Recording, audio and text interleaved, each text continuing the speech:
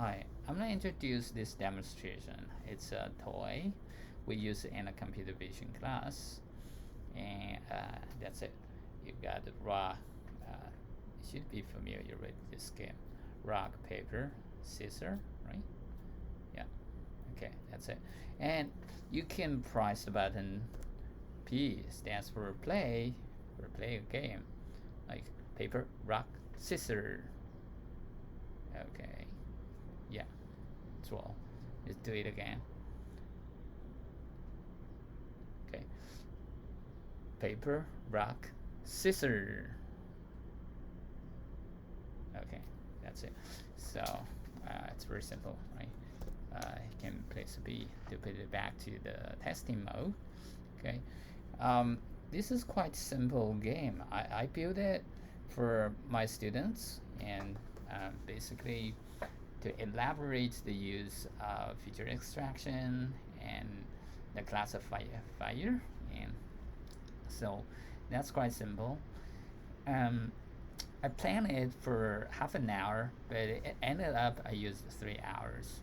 Um, Actually, the part I'm using the classifier and feature extraction did take me half an hour. That's quite easy part, and that's a core actually. However, the uh, game playing part take a lot of efforts because take a lot of time to try and error. So I will mainly explain the feature extraction and the classifier part, and for the game playing part, I will explain a little bit. But that's not our focus. I'll share the code later. I guess you can figure it out by yourself. Okay. Um, Let me go to, there are actually two programs. One is for feature extraction and the other is for training and testing. So the idea is quite simple. As you see from there, we got a hand detection which detects the landmarks on your hand. Then actually those joints on the hand has been given a set of numbers ranging from 0 to this 20. So you can see actually you see some kind of let me go back to there, and you see it. Actually you could see there, this is a 0, this is 1, this is 2, and so on and so forth, something like that. So in the data structure I put connection. Actually this for join these lines. Here means I'm drawing from 0 to 5, and that's basically that line. Yeah, that's line. So okay, so I'm using a detector we built by ourselves. So you can see here I'm actually calling a web service to get that. That's what has been done in this detection function, and you give an image and it returns results, and that results you are going to have those joints detected, and then you can join them there as landmarks for your hand. So that part is quite easy. Let me go through this basic program for feature extraction, and let me explain it a little bit. Those are function. This is for uh, hand detection. I already explained, and draw landmarks. Basically, draw according to the landmark IDs given here. They are going to draw lines and circles to represent that, and that's code actually quite simple. And so after that, after calling this function, I will give it joints, build those joints as a dictionary using the ID of the joint, IDs of the joints as the keys, and their coordinates as the values. So I will use this later. So I return that um, back to the caller, and then that's pretty much about how I detect the hand and display the landmarks there.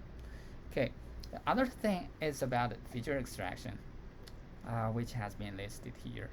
So uh, the main program here is this is actually built upon the toy program we presented in lecture 2, and I keep modifying it all the time for other toys. So you could see the basic logic are the same. Actually, using the OpenCV to open a camera, and in every loop you read a frame in, and then as an image, and you can process it. You got the image, and then you call a function for hand detection. As I introduced later, introduced earlier, sorry. Um, you're going to have those joints detected, and then otherwise there's nothing detected. It will be displayed nothing detected, and then I can call that function to draw the landmarks. That's the reason you see that landmarks there. And then those are just some keys. You can price some key, and basically I'm using this for data collection and annotation. So and namely, you have to let the computer knows which is paper, which is rock, and which is X. So at each frame, when I press the P, and it will be that frame will be given a label paper. Otherwise, you press the R to give a label of rock, and X is for scissor. But actually, I'm using 1, 2, 3 to represent each of them. So the labels are 1, 2, 3 actually. So for the feature extraction part, it's actually quite easy. On calculating the interjoint distance, them as a feature. So rationale is straightforward, and because when you're with a rock, the hand is closed, like this. Those interjoint distances are small. So when it's open, the distances are much larger than there, and scissors as well, but with different patterns like the paper. So that's the reason I'm using the interjoint distances as a feature. As you can see from here, I calculated that, so it will be returned as a vector, and that's the result when you call this function, you see. Okay, so feature will be extracted at each frame when you press those buttons, and then the label will be given. Those results will be saved into a feature X, and labels will be saved into the feature Y. And then I will compose them together as an numpy array, like shown here. When you press the button S, it will be saved to your desktop, and let me show you. So that's the results, and you got two files. In these two files, you got a set of vectors that and in the feature X, and their corresponding labels in the feature Y, and those are two files we need to run that program. So the feature extraction part is quite easy. I'll skip it, and after running that program, you're supposed to have these two files, the feature and corresponding labels. Then we can read them out and then throw them for training. So here it is. I load the two files, as you can see here, load them back to this program, and this is another program. Once they have been loaded into the memory, I can call the classifier. Here I'm using the SVM because we just introduced SVM. That's the reason I picked up. So actually we can run cross validation there first to see how the SVM works. So and we will see the results, and I'll rerun it later to let you see. Okay, so and then I'm also interested how the samples are distributed. Um, are they separatable or not well separated? So I'm calling the TSNE to visualize that part, and this is a part to visualize that part, and we feed that to TSNE, and we display that into figure to see how samples distributed. So we can, and after that, okay, I guess maybe we can just go back here to rerun the program, and you will see what happened at the very beginning. Here I loaded the data. Okay, um, as you can see from here, the cross validation gave us a very good result. At each of the iterations, they get 100 accuracy. So that's pretty good. The reason is after you uh, visualize it into a two-dimensional space, you will see those groups are well separated. That's the reason you could get a very good result. Then here's the part showing that figure. Then after that, I use all the data to fit into that model. Then I run a new loop to display to capture new frames and extract new features, and I will use that features to for prediction of those three classes, rock paper scissors, and for to do the prediction is quite easy, and the code is actually here. Let me find it out. Okay, so here it is. Once you extract a feature and convert them into a numpy, and you can call this model's prediction, and which will give you a label for that specific examples. So for that example, actually, every frame just one example. So here in this loop, basic stuff is I read frames like you're familiar with, and for each of frames, I can display landmarks like what we have done and we have explained, and we call this prediction function to get a label, and based on label, we display some of the text on the screen. However, this is pretty much about the core code about what I'm doing. However, we have to put it into a game I'm playing. For the testing part, it's very easy, and then it just do the prediction for every frames. So I just predict it and display it. However, for the game playing, there are some logics there. Let me explain a little bit. Actually, I put the status of the game into 5 types. Here you could see testing. I put 0, 1 as show the hands to users, and count 2, counting on paper, 3 counting on rock, and 4 counting on scissors, and 5 show the result.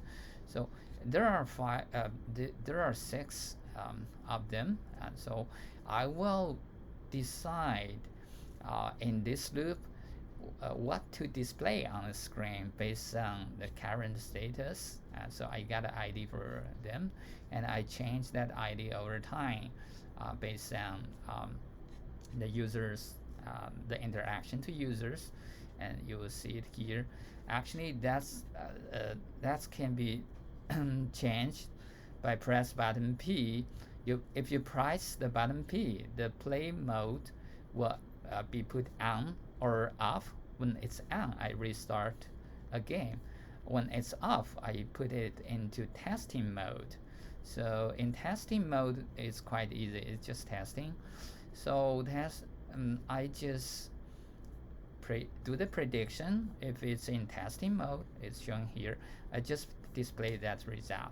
Otherwise, when I started the game at the very beginning, I start a time counter every time. You could see here at the very beginning, I started time counter and set ID back to 1 and there. And so when the game started, it will display the test shown here. Let's count paper, rock, scissors and shoot when we say scissors. And this is the first test display on the screen. And after that, we should display paper, because when we're counting paper, rock, and then scissors. But when we counting on scissors, we have to shoot. So that's a moment we have to let the computer do the prediction. So that part is happened here. So it happens here. We do prediction only when we either in testing mode or when we counted to scissors. So that's this part. Okay. So and then after that, when we get to that part, prediction has been done, and we can show the result. However, there's one thing we have to deal with. That's it. The thing is, when we're in the mode, we are in the counting of scissors, and users shoot their hands there are multiple frames will be predicted. So we have several or multiple predictions there. And at the very beginning, people are still holding their fist. They haven't shoot. So that's easy to be predicted as a rock. So we have to make sure this will not affect the final result. So I built a vote dictionary to keep doing the prediction when we're counting to scissor. So it turns out we could use multiple prediction and pick up the dominating move. For example, if we got 10 predictions, there are 9 of them are scissors, but 1 is rock. Then I will pick the scissor. So that's why I have this vote, and the rest of the part are just when we are going to the status of showing the result, and when the ID equals to 5, and we have to calculate who wins and who lose. So and this part is about the game rules. I guess this part is easy. You can figure it out by yourself. And then the only thing you may take a little bit efforts is I'm actually trying to figure out what's the dominating moves from the user, and we'll take that as a final for the user. So then the rest part are just comparing them and showing the result on the screen. Okay, this is pretty much about this game. And anyway, I will share this code later. And the part of building a game may take a little bit effort to read, because I just want to put it in to make it simpler. So I use some logic there. It takes time to figure it out. For example, I don't want to set a lot of if else for the counting part, because you're switching between those different status, and so and I'm just using a duration to control that. So every duration, it's like testing. I don't care. Testing is testing. It doesn't have a duration, but for the showing the hands, you need you have to give user a while to read this test. So I put 4 seconds, and paper counting takes 1 second.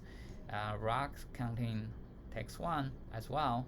The scissor, where you have to collect the predictions, so I put 2 seconds. That might it's more than enough. But it's just a demonstration. It's not intended to be a perfect game. So finally, in the results showing, I gave 4 seconds. So those are durations. The game is controlled by those durations. So when the game started, I compare the time from the starting point of that game. If it passed those duration, I will move to next status, and then go on and on. After the result has been shown, I will restart a game. So it's just controlled by the time um, uh, regarding the starting point of that game. Okay, yeah, that's it. So let me show that game again. And when you close this, and it will end. So rock, paper, scissor, rock, scissor, paper, rock. Okay, worked pretty well. And press button P, start to play. Paper, rock, scissor. Okay, I got scissor. And yeah, it will be restarted. Let's do it again. Okay. Paper, rock, scissor. Okay, yeah, pretty good. Okay, that's it. Thank you very much. I hope you enjoyed.